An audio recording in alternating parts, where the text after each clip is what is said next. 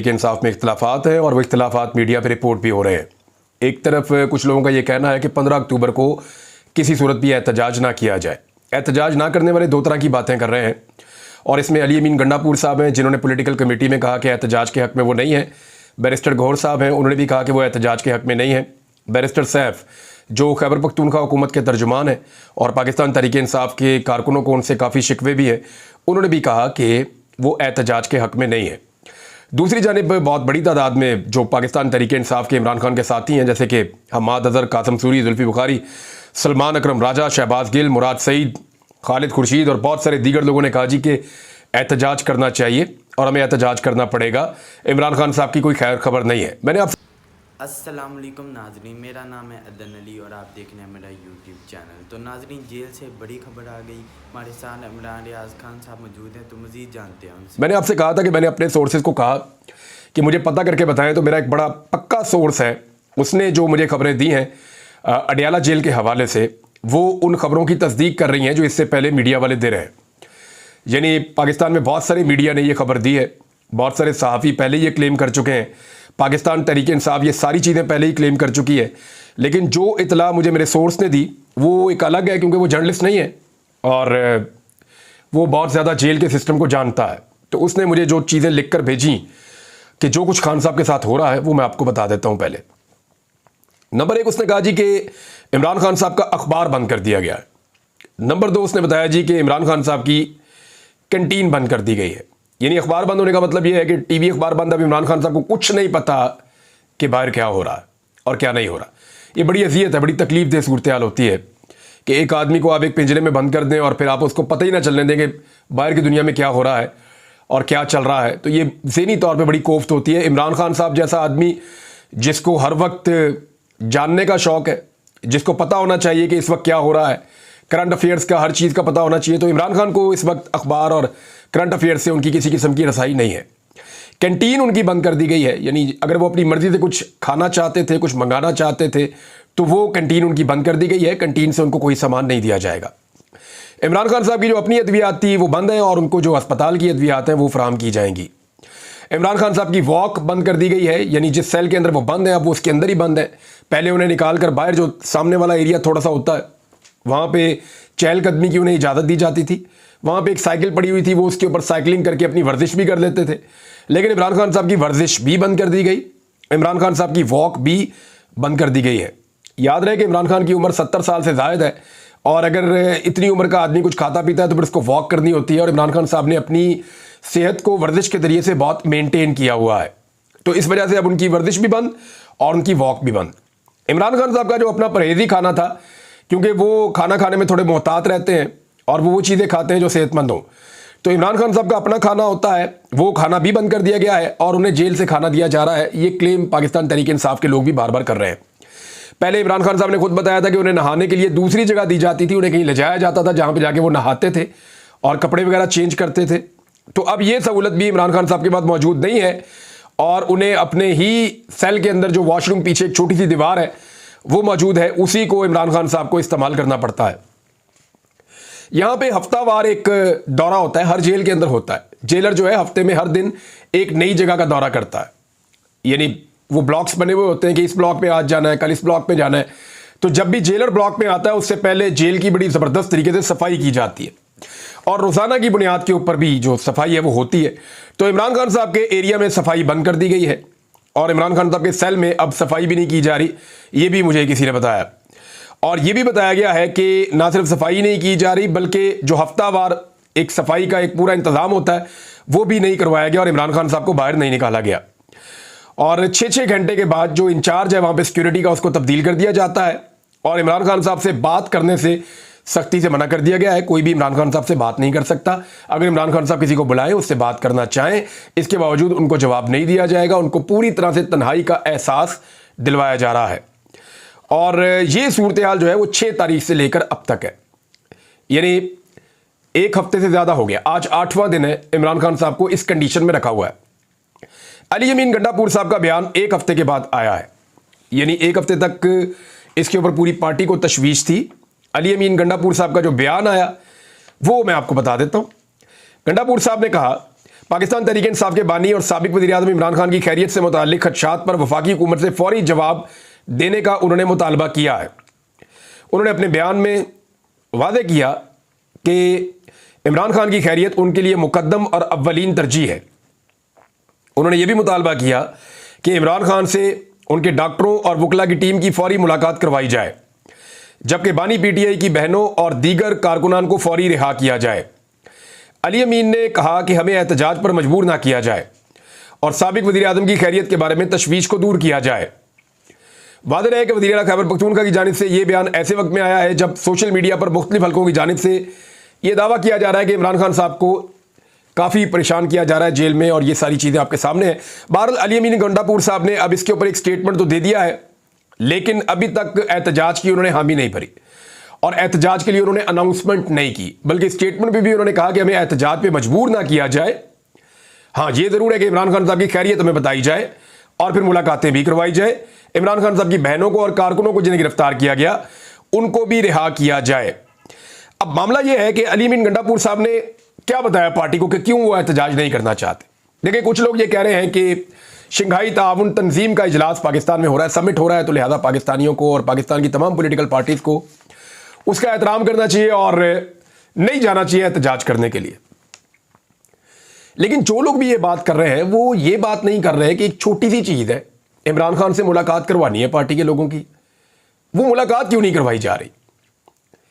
यानी दो चीज़ें आपस में जुड़ी हुई है ना।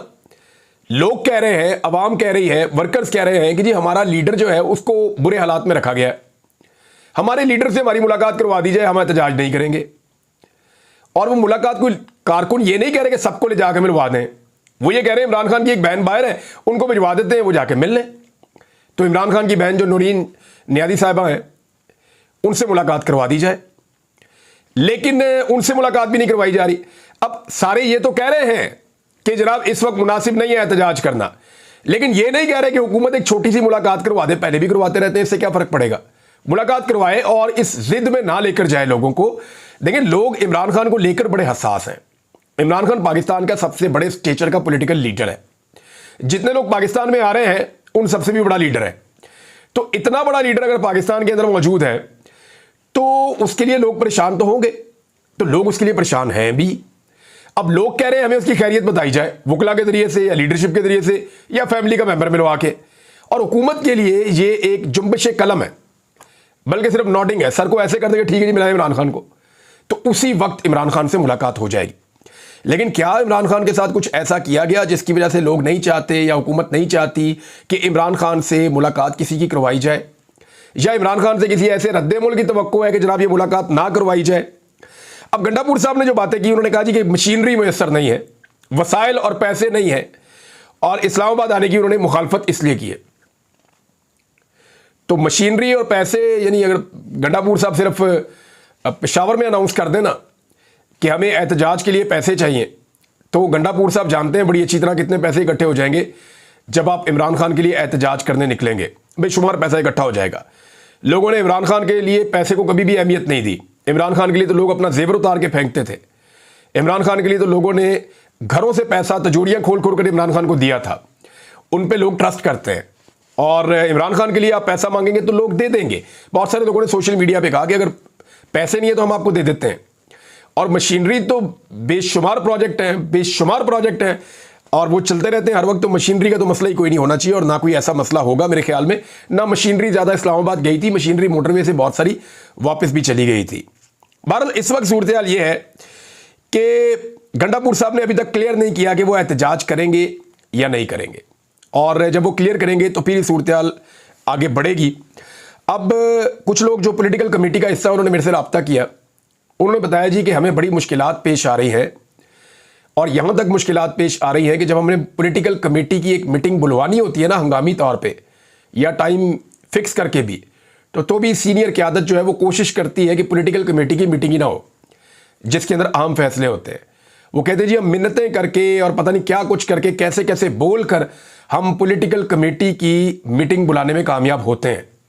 जो पार्टी की सीनियर क़यादत है उनसे बड़े शदीद किस्म के तहफ़्फ़ुज़ात हैं, और सीनियर क़यादत में ये कह रहा हूँ तो ये मतलब नहीं है कि वो अभी इस वक्त उनके पास ओहदे हैं या इस वक्त वो बड़ी जगहों पे बैठे हुए हैं, पुराने लोग भी नहीं हैं।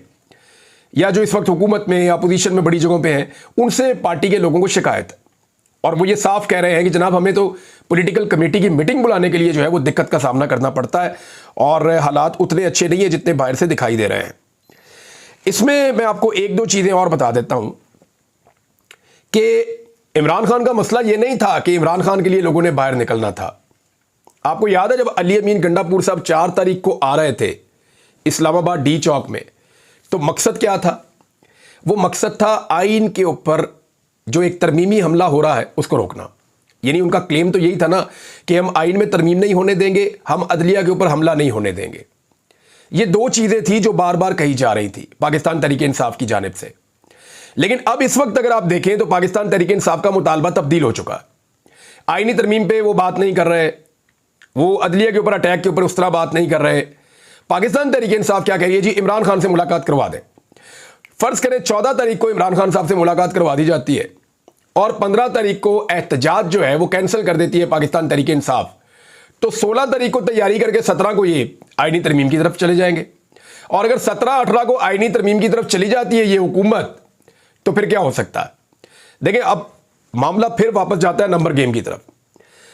सेनेटर्स जो हैं वो हुकूमत के पास हैं 58, यानी एएनपी वगैरह को डाल के और जो उनको हमायती उनके साथ है उनको डाल के 58 है। उन्हें 64 चाहिए। मेरी इत्तला के मुताबिक हुकूमत का एक सेनेटर टूट चुका है। हुकूमत के एक सेनेटर ने साफ कह दिया है कि मैं वोट नहीं डालूंगा। तो एक सेनेटर आप निकाल देते हैं तो इनके पास रह जाते हैं 57। एक सेनेटर और खतरे में है और वो ये कह रहा है कि ये ज्यादती आप करने जा रहे हैं आइन के साथ, मैं इसका हिस्सा नहीं बनना चाहता। लेकिन उसने अभी तक अपना फैसला नहीं दिया। ये सेनेटर का माजी का रिकॉर्ड ऐसा है कि ये वोट डाल ही देते हैं, चाहिए एतराज भी करें। तो आप ये समझ लें हुकूमत के पास 57 वोट हैं, 64 इनको चाहिए, यानी 7 सेनेटर इनको मजीद चाहिए। फजलुर रहमान साहब अगर इनके साथ मिल जाते हैं, अव्वल तो उन्होंने मिलना नहीं है, अगर मिल जाते हैं तो वो 5 वोट उनके पास हैं, फिर भी इनके पास 2 वोट कम होंगे। अब 2 वोट कहां से लाएंगे, ये बड़ा सवाल है। इसके लिए उन्हें जाना पड़ेगा मेंगल साहब के पास, लेकिन मेंगल साहब ने तो पहले ही इनकार कर दिया है। वो कहते हैं जी मेरे लापता अफराद आप बाजियाब करवा दें, मैं आपको वोट डाल देता हूं, वरना मैं नहीं डालता। अगर वहां नहीं जाएंगे तो फिर कहां जाएंगे? फिर ये जा सकते हैं जनाब पाकिस्तान तहरीक इंसाफ के सेनेटर्स को तोड़ेंगे। अब तोड़ने के सिलसिले में पहला सेनेटर जो है वो अगवा हो चुका है अब तक की इत्तला के मुताबिक जो मीडिया पे आई है, और वो है जी सेनेटर सैफुल्लाह अब्रो साहब। सैफुल्लाह अब्रो साहब जो है, इनके बारे में पहले पाकिस्तान तहरीक इंसाफ पे इल्ज़ाम लगा रही थी पीएमएलएन कि सेनेटर सैफुल्लाह अब्रो को अगवा कर लिया है पाकिस्तान तहरीक इंसाफ ने। लेकिन फिर पता चला कि वो इस्लामाबाद में अगवा हो गए और अब कोई भी नहीं उसके ऊपर बोल रहा। यानी नून लीग पहले उनके अगवा का इल्ज़ाम तहरीक इंसाफ पे लगा रही थी, अब जब वो वाकई अगवा हो गए हैं मुबैना तौर पे, तो नून लीग बिल्कुल चुप करके बैठ गई। नाउ दे आर हैप्पी कि ठीक जगह पे अगवा हो गए। अब सेनेटर सैफुल्लाह अब्रो कौन है? ये वो शख्सियत है जब पार्टी ने कहा कि जी सारे लोग पहुंचें खैबर पख्तूनख्वा में और अपने आप को सेफ करें सेनेटर्स, और आप अपने आप को वुल्नरेबल पोजीशन में ना छोड़ें, आपको अगवा किया जा सकता है, आप अपने आप को महफूज करें। तो जो शख्स सबसे पहले सेनेटर्स के अंदर पहुंचा खैबर पख्तूनख्वा में सीएम हाउस में, वो सेनेटर सैफुल्लाह अब्रो। ये तब से लेकर अब तक वहां पे डटकर सीएम हाउस के अंदर रह रहे थे। अचानक ये कैसे पहुंचे इस्लामाबाद में, अचानक ये कैसे अगवा हो गए? जो इस्लामाबाद की मीडिया ने रिपोर्ट किया मुझे भी कंफर्म नहीं है, लेकिन ये मुझे किसी ने बताया कि वो अब सीएम हाउस में नहीं है। तो अगर ये सूरत हाल है और ये अगवा हो गए हैं तो इसमें बड़े बड़े सवालात ने जन्म लिया है। मैं इसके ऊपर लगा हूं, पता करके आपको बताऊंगा कि एक्चुअली यहां पे क्या हुआ। लेकिन एमएनएस पूरे नहीं हो रहे किसी भी सूरत में। पाकिस्तान तहरीक इंसाफ के मजीद एमएनएस टूट नहीं रहे। अगर एमएनएस टूट रहे होते तो एमएनएस के घर ना टूट रहे होते। किसी का डेरा टूट रहा है, किसी का घर टूट रहा है। यानी पीएमएलएन ये कहती है कि जी फलां फलां फलां एमएनए जो है उसको पाकिस्तान तहरीक इंसाफ ने अगवा किया हुआ है, और सेम टाइम में उन्हीं एमएनएस की फैक्ट्रियां टूट रही हैं, घर टूट रहे हैं, डेरे टूट रहे हैं, फैमिली के मेंबर अगवा हो रहे हैं। और फैमिली के मेंबर्स पे दबाव डालकर, जो दूर दराज की फैमिली के मेंबर्स हैं उन पे दबाव डालकर उनसे बयानात रिकॉर्ड करवाए जा रहे हैं कि जनाब आप बताएंगे ये पीटीआई ने इनको अगवा कर लिया, और साथ उनके घर भी तोड़ रहे हैं। भाई पीटीआई ने उनको अगवा किया तो आप तो हमदर्दी करें, उनके घर तो ना तोड़े। तो एक्चुअली वो एमएनएस खुद एक साइड पे, और जल्दी उनके स्टेटमेंट भी आ जाएंगे, वो खुद बताएंगे कि वो कहां मौजूद हैं और क्यों मौजूद हैं और उसके पीछे रीजन क्या है।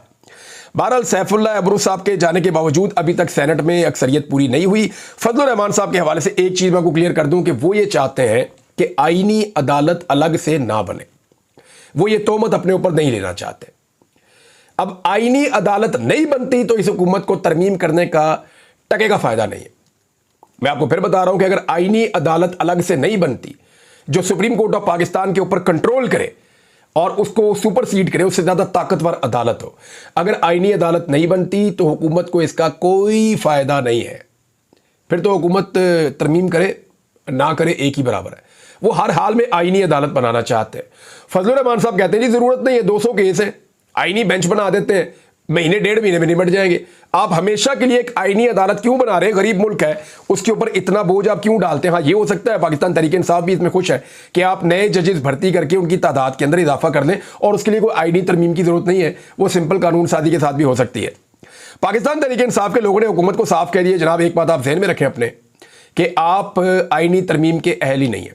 आपके पास फार्म 47 है, आपकी जाली हुकूमत है, आप आईनी तरमीम ला नहीं सकते। अब बिलावल ने, वज़ीर दिफा ने, बाकी वज़रा ने रौला डाला हुआ है कि जनाब ये शंघाई ताउन तंजीम के मौके के ऊपर क्यों आ रहे हैं? भैया आप इमरान खान की मुलाकात करवा दें, ये नहीं आएंगे, नंबर 1। नंबर 2, बिलावल खुद OIC के मौके के ऊपर जब सारी मुस्लिम दुनिया पाकिस्तान में आ रही थी, वो इससे बहुत बड़ा इवेंट था, उस वक्त बिलावल कह रहे थे मैं देखता हूं कि कैसे जनाब ये OIC का इजलास बुलाते हैं या वो मीटिंग करते हैं।